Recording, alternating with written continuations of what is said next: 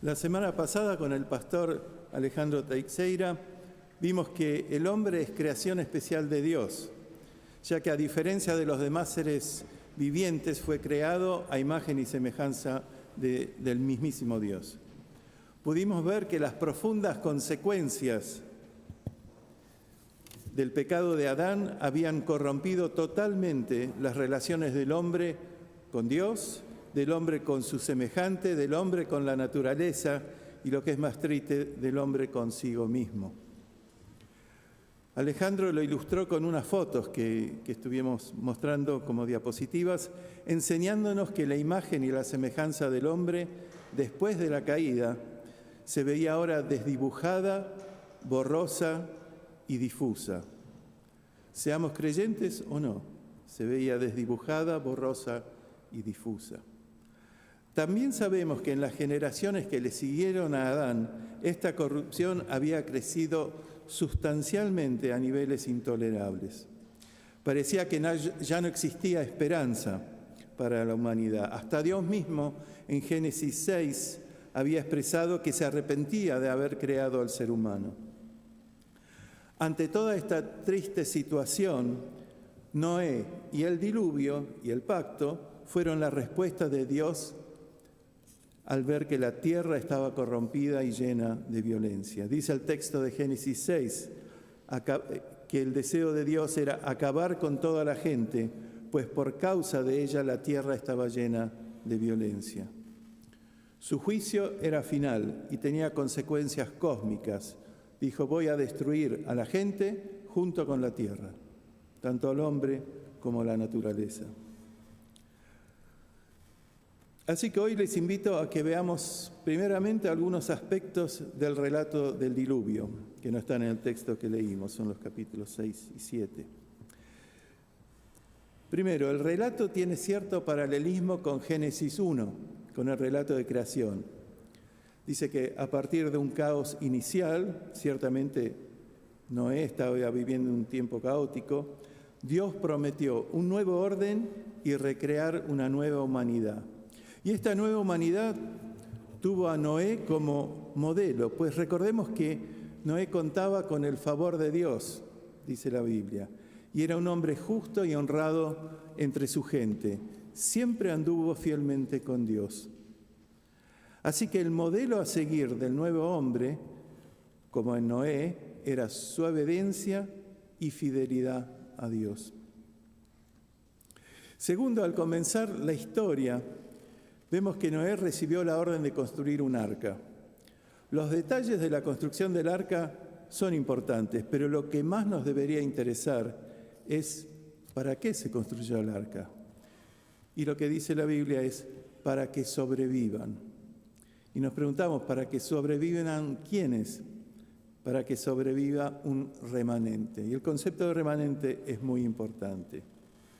El que Noé y su familia fuesen parte del remanente de la humanidad no es fruto de sus propios méritos personales, ya que Dios ya antes de la historia de Noé, en Génesis 3:15, había prometido salvación a través de la simiente, por lo que Dios siempre preservó un remanente para sí.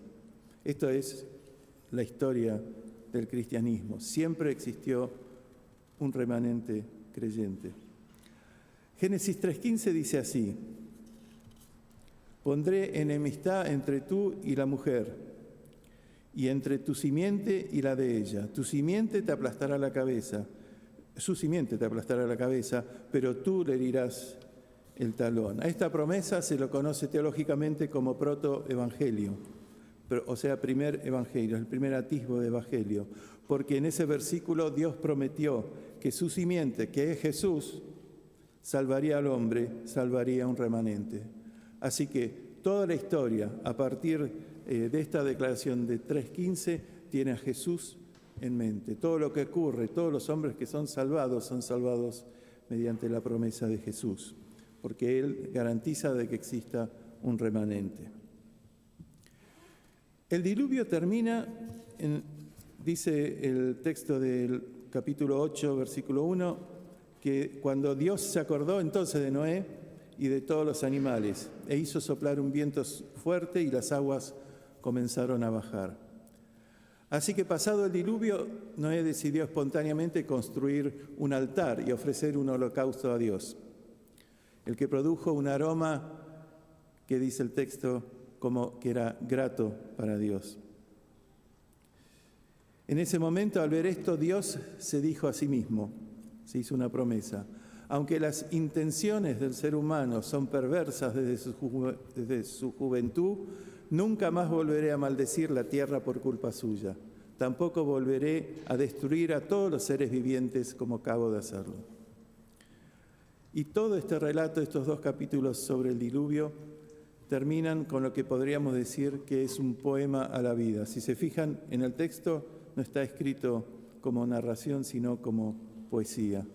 Y dice simplemente: mientras la tierra exista, habrá siembra y cosecha, frío y calor, verano e invierno, días y noches. Así que, justo después de decir este hermoso poema, con el que termina la sección del diluvio, en el primer párrafo del capítulo 9, Dios bendijo a Noé y su familia y les dejó el concepto, la promesa del pacto, que decía así: les prometió y les dijo: sean fructíferos, multiplíquense y llenen la tierra. Todos los animales de la tierra tendrán temor y miedo ante ustedes. Las aves, las bestias salvajes, los animales que se arrastran por el suelo y los peces del mar, todos estarán bajo su dominio. Todo lo que se mueve y tiene vida, al igual que las verduras, les servirán de alimentos. Yo les doy todo esto. Ahora bien, llegamos a la lectura que hicimos hoy, esta mañana. Luciano leyó Génesis capítulo 9, versículos 8 al 17, para los que quieran seguirlo. La primera parte, o sea, los versículos 8 al 11, contiene una explicación de los términos de este pacto que Dios había prometido a Noé.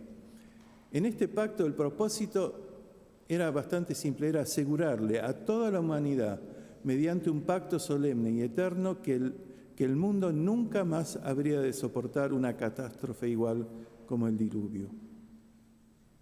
La segunda parte de lo que leyó Luciano, versículos 12 al 17, se nos informa que Dios iba a poner un arco iris en el cielo como señal y símbolo del pacto para con la humanidad.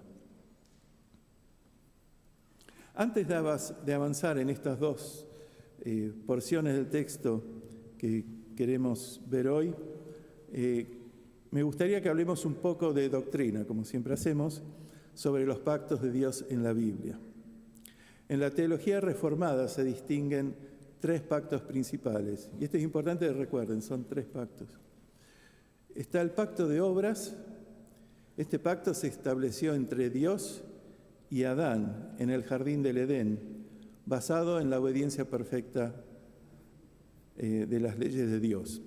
La promesa era vida eterna para Adán si él permanecía obediente, pero si no era obediente, entraría la muerte a su vida. Como bien sabemos, la transgresión de Adán a los términos del pacto introdujo la muerte y la corrupción a toda la humanidad. Ese es el primer pacto, pacto de obras. El segundo pacto es el pacto de gracia, que este pacto de gracia se manifiesta a través de varios pactos. El pacto de gracia se centra en la redención de la humanidad a través de la mediación de Jesucristo, de la encarnación, muerte y resurrección de Jesucristo. El pacto es la respuesta de Dios a la caída de Adán. Adán cayó, Dios da su respuesta y nos ofrece la salvación que es por Jesucristo. Así que Jesús es el fundamento de este segundo pacto, que es el pacto de gracia.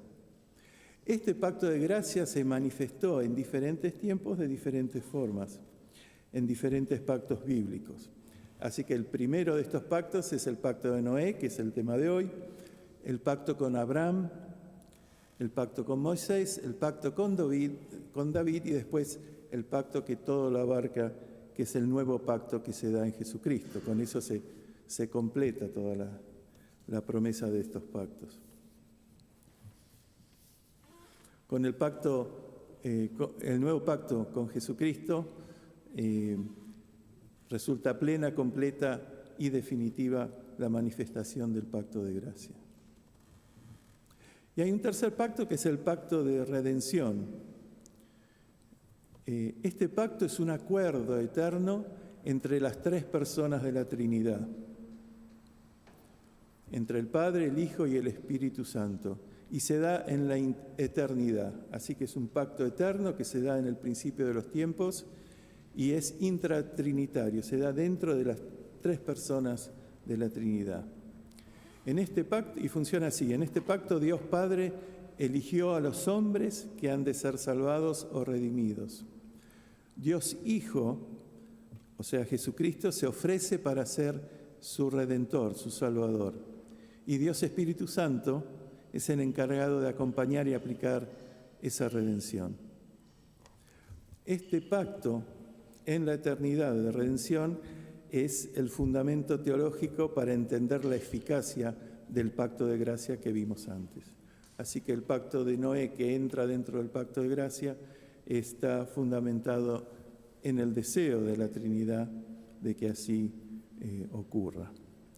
Por lo tanto, la teología reformada vea la historia de salvación a través de estos tres pactos fundamentales. El pacto de obras con Adán, que da la medida de la justicia en cuanto a la salvación. El pacto de gracia, que es la solución que ofrece la Trinidad a la caída únicamente por los méritos de Jesucristo. Y el pacto de redención, que provee el fundamento para la aplicación del pacto de gracia. Ahora sí, vayamos a la primera parte de la porción que leyó Luciano. O sea, al pacto que es parte del pacto de gracia. Génesis 9, versículos 8 al 11, relata los términos del pacto que Dios estableció con Noé y con todos los seres vivientes.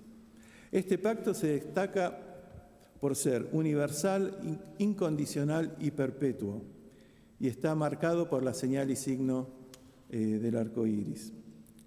Acá nos deberíamos preguntar por qué fue necesario formalizar la promesa que habíamos leído en el capítulo 8 en un pacto.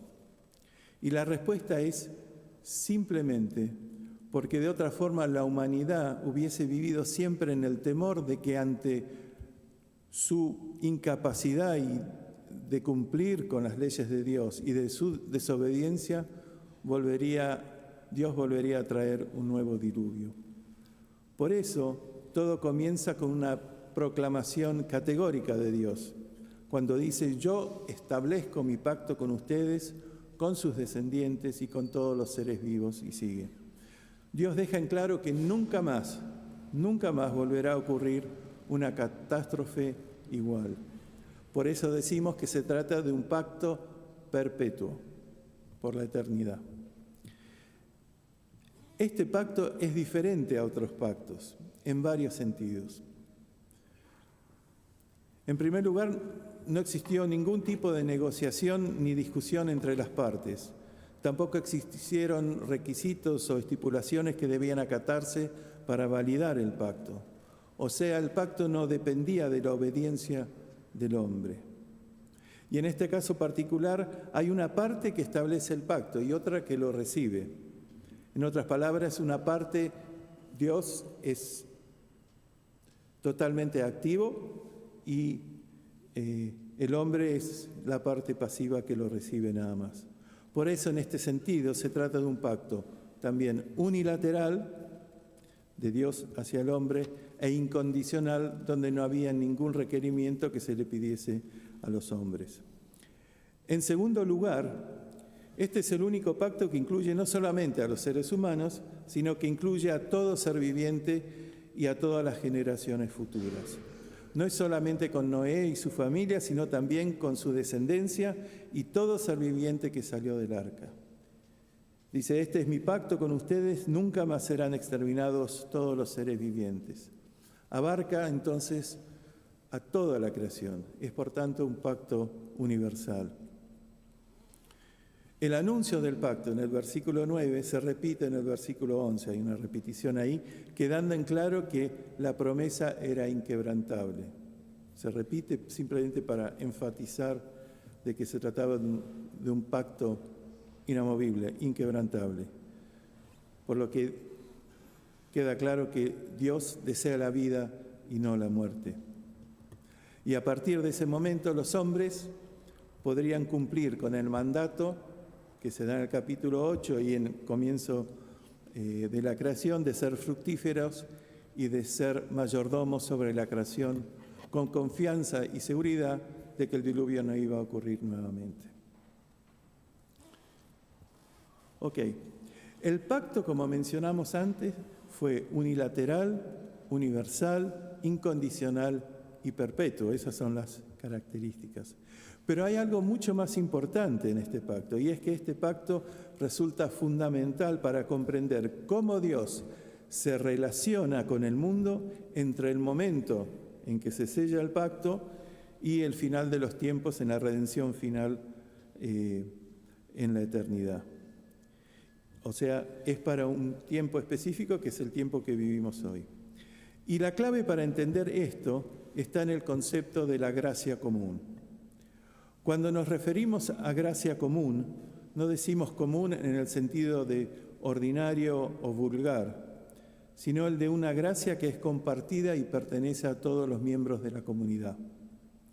A diferencia de la gracia especial o salvadora, que se aplica solo a los elegidos, Cristo murió solo por los elegidos, la gracia común es la bondad de Dios que se extiende a toda la creación, incluso a los no creyentes, para preservar al mundo y permitir el desarrollo de la cultura humana. Génesis 9 y el pacto con Noé conforman, por lo tanto, el fundamento bíblico de este concepto de una gracia común. Otra cosa importante a resaltar sobre el pacto es que habla de la relación en cuanto al pecador y al pecado. Después del diluvio, Dios eligió preservar toda la creación y prometió no volver a destruir la tierra de esa manera, a pesar, dice, que la inclinación del corazón humano seguía siendo el pecado. Génesis 8:21 dice: no volveré a maldecir la tierra por causa del hombre, aunque el intento del corazón del hombre es malo desde su juventud. O sea, él comprendía cuál es nuestra situación, que somos incapaces de seguir los buenos caminos, pero la promesa la hacía para que su pacto, su amor nos acompañe a través de los tiempos. Esto es entonces un acto soberano de misericordia y amor divino, y esto significa que Dios elige sostener la creación a pesar de que odia el pecado. Y llegamos al tema del arco iris. Génesis 9, 12 al 17, que habla del arco iris como señal del pacto. Dice Dios: esta es la señal del pacto que establezco para siempre con ustedes. El arco iris sirve como señal y símbolo del pacto, pues representa la promesa de Dios de no volver a destruir mediante un diluvio. Además nos recuerda la fidelidad y la gracia de Dios, en particular de su compromiso por preservar la creación. El uso del arco iris como señal del pacto es similar al uso de la circuncisión en el pacto con Abraham o el del día sábado, establecido como señal del pacto con Moisés y el pueblo hebreo en el Sinaí. Pero la diferencia entre el arco iris y estas dos señales que mencionamos es que el ser humano no participa nada con respecto al elemento utilizado como señal, pues el propósito primordial de ella es recordarle a Dios el pacto que estableció con su creación. El arco iris está para recordarle a Dios, más que a nosotros, de la existencia de este pacto. Según los versículos 9, 14 al 16, el arco iris es un recordatorio para Dios mismo. ¿Y por qué esto es tan importante? Porque en este pacto Dios se ata a su propia promesa eligiendo voluntariamente limitar la justicia por amor a la vida. Dios debería habernos aniquilado, el deseo de Él era aniquilarlos en el diluvio, pero por su amor y misericordia, Él decide autolimitar su ejercicio de la justicia y nos regala la vida. No nos regala la muerte, nos regala la vida. Él debía ser justo, pero por amor nos regala esta vida. Es la autolimitación voluntaria de Dios, en la que por amor Él contiene el juicio para dar espacio a la historia, al arrepentimiento y a la salvación. Lo hace por misericordia por los hombres, para que los hombres se arrepientan en este tiempo que va entre el establecimiento del pacto y el día del juicio final. Ahora, con respecto al elemento de la señal del arco iris, que pertenece a Dios únicamente para recordarla a Él, en la antigüedad el arco era símbolo de guerra, es el arco del arco y flecha, ¿no? Pero en esta historia el arco quedó como colgado en las nubes, como si un soldado hubiese colgado su arma de guerra. Por lo tanto, es una señal de paz y de amor infinito y perpetuo de Dios. Pero lo más importante es que el arco iris simboliza visiblemente lo que acabamos de esbozar, que es su paciencia, la paciencia y la espera de Dios ante un mundo caído para que éste vuelva a sus caminos. Así que este concepto nos remite directamente a la segunda lectura que hicimos del Nuevo Testamento, 2 Pedro 3 al 9, donde explica que Dios es quien muestra paciencia con el hombre porque no quiere que nadie perezca, sino que todos se arrepientan, dice. Así que les invito entonces a ir a la segunda lectura de hoy, del Nuevo Testamento, 2 Pedro 3, versículos 3 al 9. Pedro se refiere a los que desde su ignorancia o necedad se burlaban de la fe y además negaban que Dios fuese a intervenir en la historia, como que Dios estaba desaparecido. Estas personas decían cosas como: ¿qué hubo de esa promesa de su venida? O nuestros antepasados murieron y nada ha cambiado desde el principio de la creación. Frente a estas preguntas, frente a todo esto, Pedro les respondió con un ejemplo clarísimo: la historia del diluvio y el pacto con Noé. Les recuerda que Dios, el mismo que creó el mundo, también había juzgado al mundo con agua, con el diluvio. Y esto a su vez nos vuelve a conectar con el pacto de Dios que hizo con Noé, cuando Dios prometió no volver a destruir la tierra de esa manera. Pedro usó ese evento para demostrarles que el mundo de hoy no sigue existiendo por sí solo, sino que Dios lo gobierna todo por medio de su voluntad, su providencia y su misericordia. Pedro dice en el versículo 7: y ahora por esa misma palabra el cielo y la tierra están guardados para el fuego, reservados para el día del juicio y de la destrucción de los impíos. Dios entonces lo está sosteniendo al mundo activamente con su palabra, lo preserva con paciencia.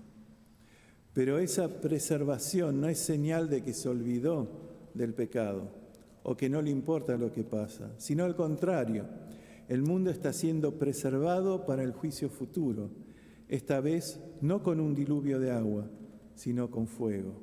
Es decir, el juicio sigue siendo real, pero Dios lo está demorando por una única razón: por su amor y misericordia, por la vida y la salvación del hombre.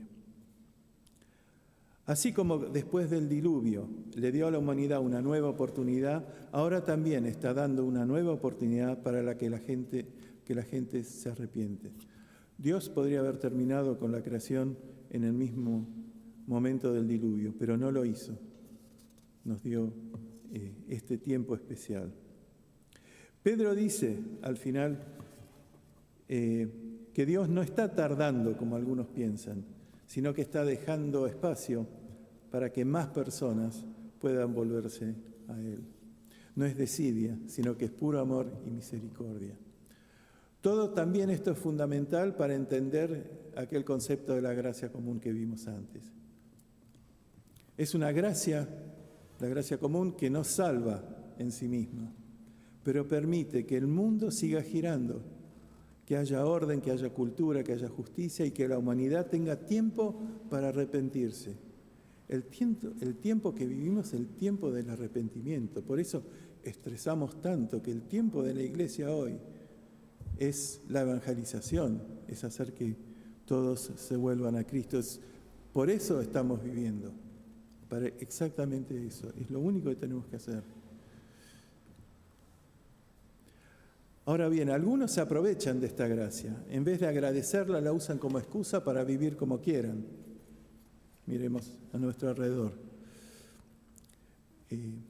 Pensando que Dios nunca va a intervenir en la historia, como que Dios es algo distante y que se olvidó del juicio. Pero Pedro les dice, ojo, el juicio no desapareció, solo porque está demorado. Esto es justicia divina, simplemente está tardando para que el hombre se vuelva a Él. La gracia y el juicio no se oponen, son dos caras de un mismo Dios, fiel que cumple todo lo que promete. Y así como Noé fue salvado por creerle a Dios y actuar en consecuencia, nosotros también tenemos que vivir en esa misma actitud de fe y arrepentimiento, creyendo y esperando el regreso de Jesucristo y el juicio final. El pacto con Noé legitimó la vida humana en el mundo caído. Aunque el ser humano siguió siendo pecador, Dios concedió un marco de estabilidad en esta creación para las que personas puedan casarse, formar familias, construir ciudades, desarrollar las artes, las ciencias, la educación, la justicia y cuidar de la creación. Estas actividades no son en sí mismas redentoras, no traen la salvación, pero sí son buenas, significativas y posibles gracias a la gracia común establecida en el pacto con Noé. Por la gracia común del pacto con Noé, incluso los no creyentes pueden hacer cosas buenas, contribuir al bien común y participar en el desarrollo de la civilización. Como el pacto incluye a todo ser viviente, y debemos ver acá la base teológica de la visión reformada y presbiteriana, del pluralismo en que la gracia de Dios opera en todas las áreas de la vida, como decíamos, en la educación, la política, el Estado, en todo ámbito, no solo en la Iglesia. El creyente tiene que participar de la vida del mundo, porque es don de Dios para predicar el Evangelio. Cada esfera de acción tiene su propia responsabilidad. Dios les da ciertas responsabilidades a quienes educan, a quienes ejercen la política, y les da también autoridad.